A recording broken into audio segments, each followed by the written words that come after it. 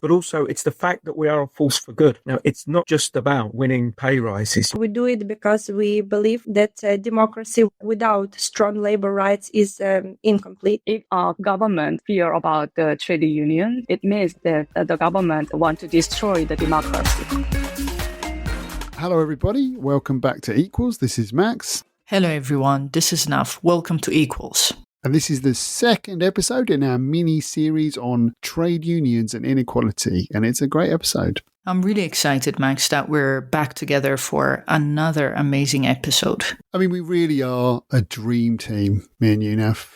But this isn't really about us, is it? No, it's about the trade unions of the world. And Max, what I'm actually excited about is, for the first time ever, we have interviewed 3 people from 3 different places. Yes, it's amazing. So we've got Onay from Unite the Union here in the UK. We've got Ivanna from the FPU Union in the Ukraine. And then Mikyung from the Korean Confederation of Trade Unions, the KCTU. So 3 amazing unionists from 3 very, very different countries.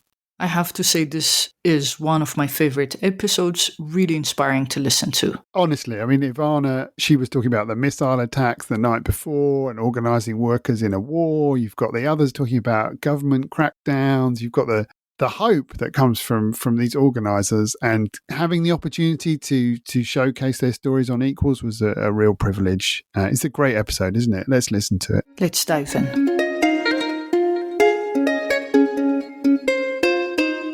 Thank you so much, Ivanna, Onay, Mikyung. Really great having you with us. Ivanna, let's start with you. The situation you and your colleagues at FPU are in Ukraine at the moment is a unique one. And I wonder if you could start by giving us a brief insight into, what has happened to trade unionism in Ukraine since the start of the war with Russia, and also explaining, a little about the context you and your colleagues at FPU currently find yourselves in. Thank you for the question. The first one, I'm really happy to be with you and had a chance to describe a bit the situation in my country. Of course, the war has transformed every aspect of life in Ukraine, and trade unionism is no exception. Since the full-scale invasion began in 2022, 21st February, trade unions, including my colleague from Federation of Trade Unions of Ukraine, have been operating in an extremely challenging environment. We have had to respond not only to the destruction of workplaces and mass displacement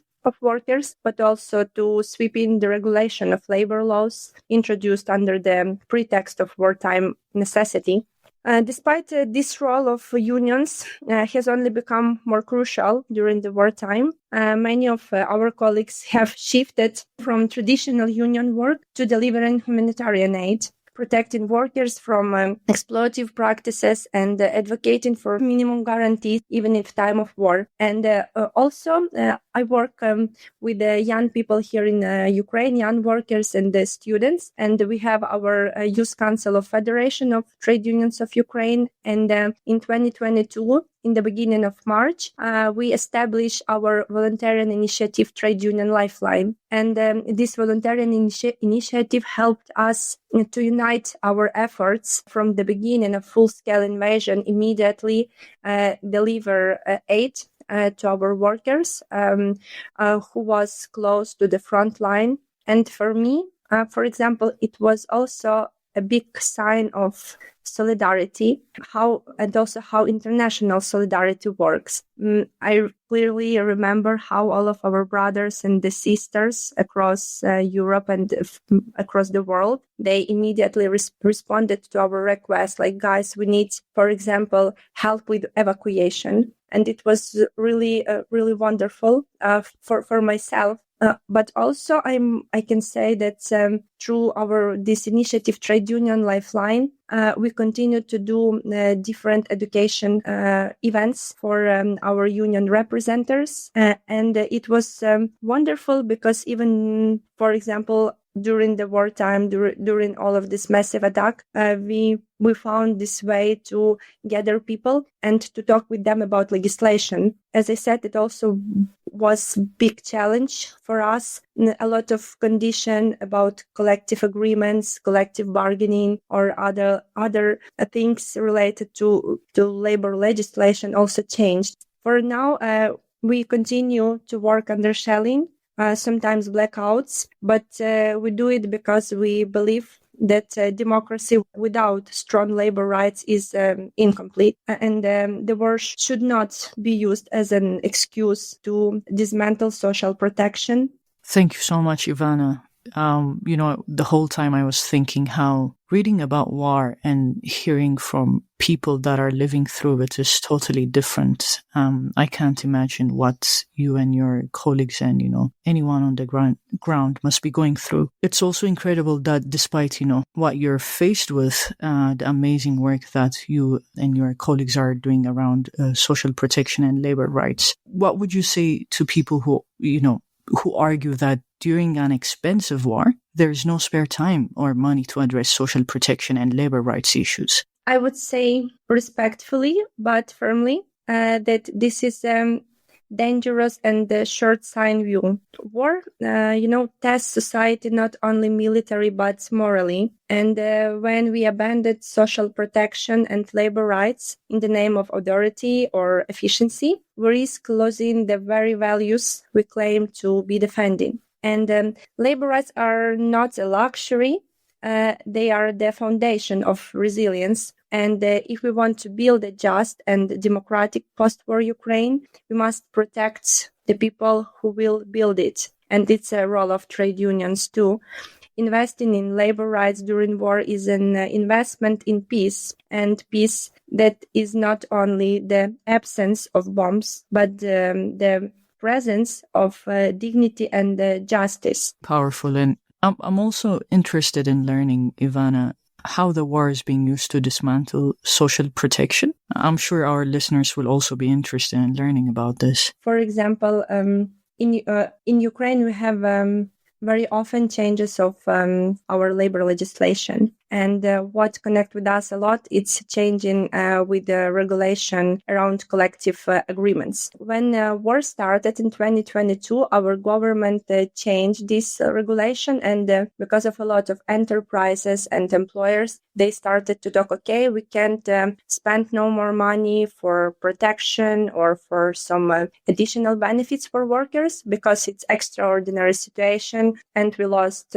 some equipment or possibility to spend more money. But in the same time, a lot of employers, they manipulated this. And trade unions in Ukraine did brilliant work through social dialogue with government and with employer side too. And we started in the beginning of 2023, a lot of discussion like, look, we need to stop this cutting of regulation. We need to renew it. This discussion continued during last 2 years. And finally now we have a law, we have amendments to the labor laws to renew possibility to raise social protection and some working benefit and collective agreement. Thank you, Ivanna. That was wonderful. Okay, so Onay, over to you.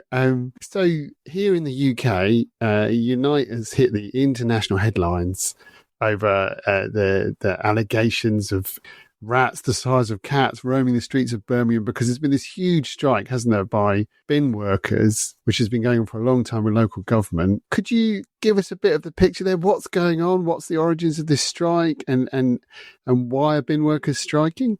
Yes, and thank you for inviting me on. I think it's important right from the start to make absolutely clear that this is a strike against pay cuts. Now, we're having to say that time and time again. This is not a strike about people asking for more. This is a strike about people defending the terms and conditions that they have got. In some cases, we're talking about people losing in the region of £8,000 a year. Now, that is impacting their ability to pay rents and pay mortgages, to be able to feed their families, and to be in this situation in what is the 6th richest country in the world, where refuse workers, public service workers are being asked to take such a huge pay cut is absolutely appalling. But what is taking place in Birmingham is fire and rehire. That is exactly what is happening, where you fire somebody from their current post and you say to them, you can come in tomorrow with your new terms and conditions with the pay cut or don't bother coming back to work. Now, we started with proposals to cut the pay of one group of staff. And before consultation was finished on that, and in fact, while we were talking and trying to resolve that dispute, the employer comes in and says, we've now got a further set of cuts that are going to impact on another 120 workers. Again, pay cuts for those in the region of £8,000 a year. So our members have been on all-out indefinite strike action since March of this year, and our members have voted again yesterday by 99% to continue the industrial action. That is not because they want to take strike action. That is because when your pay is being hit that hard, the only thing to do is to stand up and take action. So, Onay, what's the role of austerity in all this? What's austerity playing as a role behind this strike? Austerity really is exactly the reason why the strike action is taking place, because while the council may hide behind the equal pay mantra, the reality is that local authorities over the last 14 to 15 years have had their budgets massively attacked and reduced as a direct result of austerity. What's now happening is that our members, effectively, if you look at what's going on in Birmingham, are being told you are going to have to pay for the price of austerity, something that they are not to blame for in any way whatsoever. And we do believe that there are other political choices that can be made. Austerity is not inevitable. There is an alternative. It's different political choices. And what we put forward as a trade union is a wealth tax, a one-off wealth tax, 1% on the richest 1% would bring in 26 billion in 1 year. Maybe that should be every year, but we could start with a year, 26 billion. That would help our NHS, and that would help deal with the situation in local government, and probably with some change left over as well. What we are also saying to local authorities is that you are run by politicians. You are run by politicians. If you are just simply accepting austerity and making cuts, then what you are doing is acting as administrators and no more. You are politicians. You should be standing for your communities, saying to the government, we are not going to make cuts. We are going to make a political decision, and we are going to demand the resources necessary for our communities. Our policy also says that local authorities should pass needs-based, legal, no cuts budgets, and then fight for the resources that are needed rather than imposing and implementing austerity. That's a political choice. In the climate that we are in as well, and I can't let it pass, in the climate that we are in as well, if local authorities continue to implement austerity measures, be it around housing, be it around jobs, be it around public services, then they are simply sowing the seeds of racism. And we are seeing the far right take advantage of that. So I will march with any politician on a Saturday morning who wants to march against racism, but I will call them out if they go into Parliament or the town hall on the Monday and then impose austerity and cuts that sow the seeds of that racism. But that's good, because that's just gross hypocrisy. I mean, I agree with you so much, it hurts. Okay, cool. So let's move on to Mikyung. Mikyung, what are some of the challenges you faced in your campaign to get undocumented migrant workers in South Korea the same labor rights and protection as South Korean citizens? We have been campaigning to organize various types of precarious workers, such as disguised self-employed, subcontracting workers, as well as migrant workers. Under the general hostile atmosphere against the trade union movement in Korea, organizing these precarious workers are very, very difficult. But especially organizing migrant workers in trade unions is much more difficult than other local workers. Most importantly, Korea's migration labor policy focuses only on meeting the demand for the unskilled labor. So it basically a short-term circulation policy that makes it hard to guarantee migrant workers' rights or integrate them into society. The government think of migrant workers' labor as disposable. So on top of this, their visa status is tied to their employment contract. So if they get fired, they can be deported right away. The major labor migration system, which is called employment permit system, is the main system migrant labor policy of Korea. And this system gets praised because it's based on the government-to-government government agreements that reduce the opportunity of exploitation by private brokers, but it restricts migrant workers' freedom to change of workplaces, their freedom to change employers. So this creates a very unbalanced power relationship between the employer and the migrant workers. But anyway, we overcome these hurdles when the migrant workers themselves stood up for their rights. I must emphasize that organizing migrant workers into our union was initiated by the migrant workers themselves, and the migrant workers' brave actions moved all the KCTU members and prompted them to take solidarity action and begin organizing. So after achieving legal recognition on a right to organize for all migrant workers, including undocumented migrant workers, now we are campaigning to replace this problematic employment permit system with a rights-based work permit system. Incredible work, Mikyung. I'm curious to learn, beyond the government, what kind of response have you seen from the public? How have ordinary citizens, the media, civil society organizations reacted to your work? Well, when migrant workers persistently fought and raised their voices despite the hostile environment, it created social resonance that many people sympathized with them. With supportive public opinion, this built into greater resistance that eventually pushed the government to improve the system. For example, a few years ago, a Cambodian female migrant worker working in a rural area died while sleeping at night due to poor living conditions. The rural areas, employers frequently uses plastic greenhouse without heating system as accommodation for migrant workers. And after this incident, the government created and implemented guidelines for decent housing facilities for migrant workers. So this was due to the solidarity and supportive public opinion among the society and the solidarity actions initiated by the civil society organization. Of course, it's true that racism and xenophobia are spreading along with the rise of the far rights movement in Korea as well. But it's also true that when migrant workers speak up for their rights, many voices of support and solidarity are formed from not only from the civil society organization, but the society as a whole. Thank you, Mikyung. I mean, that's the same here in the UK. It's wonderful to hear that, people really care and they want to see everyone treated fairly. This question now is for all three of you. So I think I'll ask the question and then maybe come to each of you in turn. And that's probably the best thing to do. So a theme running across all of your experiences is how government sometimes tries to suppress and undermine your work as trade unions, even when the government is of the left in some cases. Why do governments fear trade unions so much? Let me come to Ivanna first. Well, now, the Ukrainian government, I can say, does not exactly fear the unions. I'd say they acknowledge the potential, and there are indicators of attempts to control unions, for example. And we had a case from 2019, before full-scale invasion started, when government started to push really bad labor laws, and unions gather very, very big demonstration and won in the end. Now, sadly, we can't mobilize big demonstration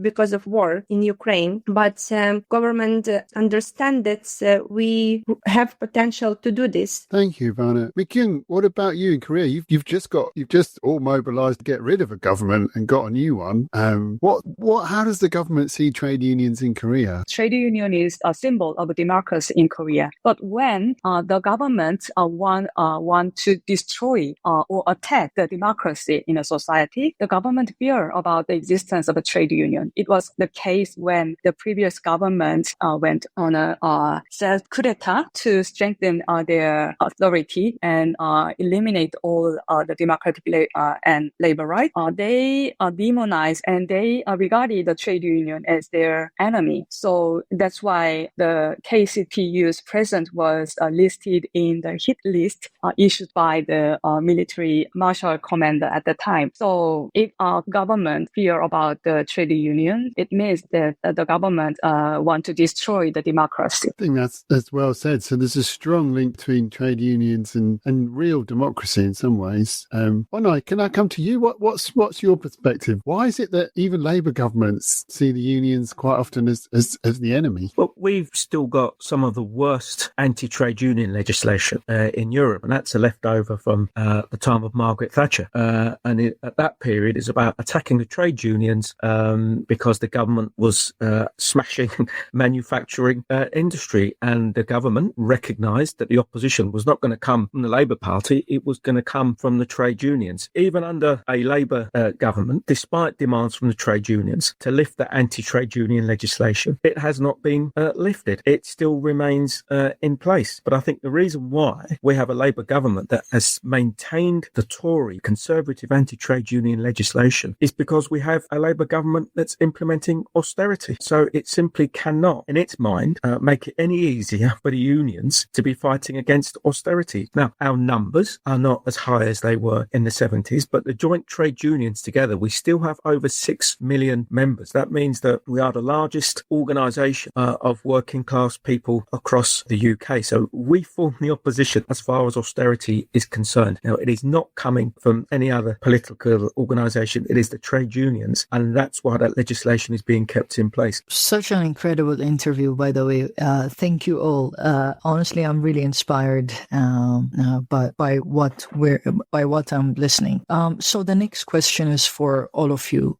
Maybe we'll go through the same round, starting with Ivanna. So bringing this conversation down to a more personal level, we all know that this work is not, without risk and stress. So what makes you so passionate about the power of trade unionism that keeps you going in the face of, these challenges? What gives you hope? So let's come to you, Ivanna. Mm-hmm. Yeah, thank you for this question. And for me, trade unionism is deeply personal because from my childhood, I saw how my mom, and she is the head of a local trade union organization in an orphan house, how she protected her co-workers from dismissal, for example. And I saw and I remember how ordinary workers in a small village in the west of Ukraine, they using these collective strengths to fight against the employer decision. And I think this experience helped me to build my passion to trade unions. And also during the wartime, I saw a lot of cases when ordinary workers supported each other. I saw how we, through our youth council of FPU young people, worked together and try to do everything we can to save and to support our union brothers and sisters, our workers close to the frontline zone. And what gives me hope is the resilience of people. And I strongly believe that if we keep solidarity alive now, and if we develop solidarity, even during the hardest of time, then after the war in Ukraine and after all of crisis in around the world, we will have the strength to rebuild not only my country, but also build more democratic and safe future for our next generation. Thank you so much, Ivanna. What about you, Onay? Thank you. I think that the most important thing for me is exactly that. It's about hope. But we get involved in a lot of campaigns, and those campaigns, those fightbacks themselves are inspiring. But what's key for me and what gives me hope is that we don't just look at fighting. We don't just look at fighting back, but we do what is necessary to win. The trade union movement, one can argue it's got a history of glorious defeats, but we've also got a fantastic history of amazing wins. Since August 2021, when our current General Secretary was elected, we've been involved in over 1,500 campaigns, industrial campaigns. We have won around 85% of those. We estimate we have put an extra 530 million into the pockets of our members through campaigns that have won extra pay. And that's what gives me hope. But also it's the fact that we are a force for good. Now, it's not just about winning pay rises. We have had successful strike action against racism. We had a marvellous campaign against sexual harassment, where a predominantly male workforce working on a ferry walked out on strike because a woman worker in the office was being sexually harassed by a manager. We're engaged in a campaign and strike action around safe staffing in the NHS. And my point there is that we are a force for good. Thank you so much, Onay. I think you're giving us the title for this episode. a force for good. Mikyung, what makes you so passionate about the power of trade unionism and what gives you hope? Actually, I share what Onay and Ivanna said. And on top of this, I want to say that in Korea, being a trade unionist is very harsh. And sometimes when we want to exercise our rights, especially the right to organize and right to collective bargaining and right to strike, which is supported by our constitution, sometimes we have to take a risk of the dismissal or disciplinary measures by the employer as well as the criminal sanction or criminal punishment. But many of my colleagues and the trade union leaders maintain their activities facing these all difficulties because they believe in the collective power of a trade union. So we can change the society and we can change the anti-labor legislation, and sometimes we can overthrow the undemocratic and anti-people government. But when you look into your individual life, many our colleagues and trade union movement said that after joining the trade union, their life is dignified. So they associate the trade union to the word of dignity because before they joined the trade union, their managers or employer treated them not as a work, but after joining the trade union, they were backed by all their colleagues as collectively, so they can have a say in their workplaces and they can raise their voices what they want in their workplaces. So this belief in the collective power and the hope that they change the society and their workplaces and their life as well. So this give some hope and maintain in a very difficult situation. And in addition to that, I'm in charge of the international affairs within the trade union. So the internationalism of working people makes me hopeful for the trade union activity as well. When we are facing harsh repression from by the undemocratic government, and when my colleagues were in jail for their legitimate trade union activities, all the trade unions around the world expressed their solidarity and put pressure on the Korean government. And this gave us very strong power to maintain our difficult struggle. Thank you so much, Mikyung. Thank you so much, all. Honestly, I really found this whole interview really inspiring, but I also learned a lot from the different, countries you're representing. Yeah, I mean, I couldn't agree more, Nev. Thank you so much for taking part today and giving up your time. We really appreciate it, and really appreciate the opportunity to kind of, tell the world more about the amazing work that you're all doing. So thank you. Thank you. Thank you. And that brings us to the end of this episode.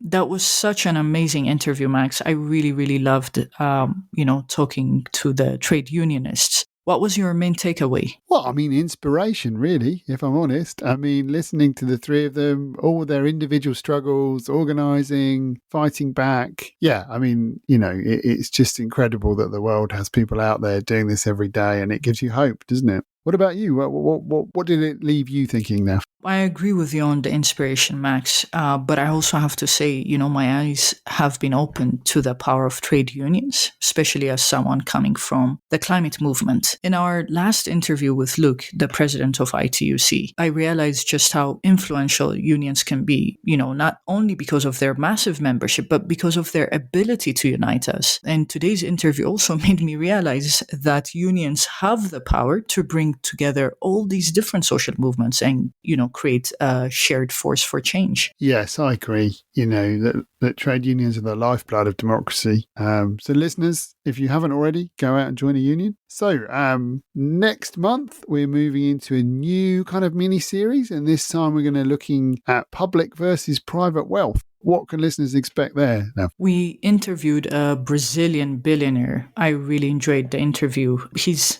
a billionaire or a multimillionaire. He is supporting the fight against inequality, also supporting the landless peasant movement in Brazil. Yeah, that's really cool. And then after that, we're going to talk to the author and academic Ingrid Robbins from the Netherlands about her book, which calls for limitarianism, which is that society should have an upper limit on the amount of wealth that any person can hold, that there is such a thing as too much, which I think has been really influential and something that really started people talking. So it'd be great to talk to her too, you know. So we're going to have a multimillionaire and someone who thinks that there shouldn't be any multimillionaires. So do tune in and listen. These are incredible interviews you don't want to miss. We hope you enjoyed today's episode. Connect with us on social media at Equals Hope on X, Equals Reimagining Our Economy on LinkedIn, and please subscribe to our newsletter at equals.inc for updates on inequality and how to fight it. Brilliant. Thanks, everyone, and talk to you next time on Equals. Thanks for tuning in. See you next time.